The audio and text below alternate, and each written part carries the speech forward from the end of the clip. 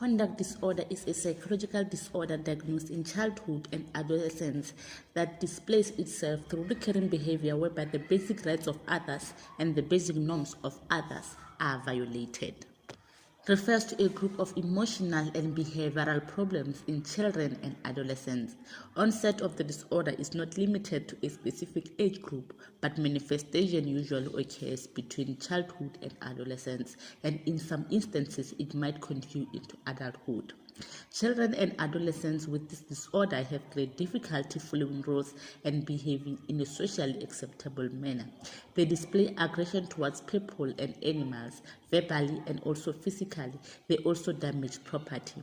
They are often viewed as bad people and delinquents by the people in the society rather than mentally ill people, as they are prone to violence.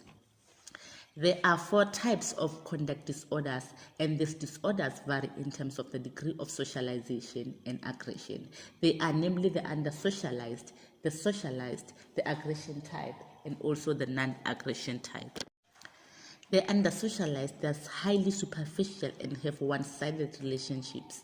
They are manipulative and non-remorseful. They have no normal pattern of affection and they are considered egocentric. The socialized are more attached to other people, manipulative and non-remorseful to people they are not attached to. They often take part in gangs and involved in illegal activities. The aggressive type violate the rights of others and they are involved in criminal acts such as assault, physical harm, and also sometimes sexual violence. The non-aggressive type avoid violence but constantly violating rules such as lying, running away from home, vandalism, fire setting, and also damage to property. Now we are going to move at the diagnostic criteria of conduct disorder. For a person to be diagnosed with conduct disorder, they must meet this criteria. The DSM-5 criteria for conduct disorder is a repetitive and persistent pattern of behavior which violates the rights of others and also violates the societal norms and the rules are broken.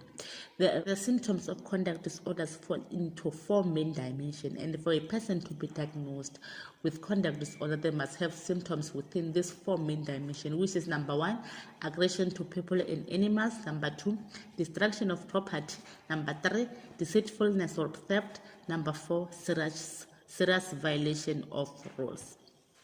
Conduct disorder consists of 2 categories, childhood onset and also the adolescent onset.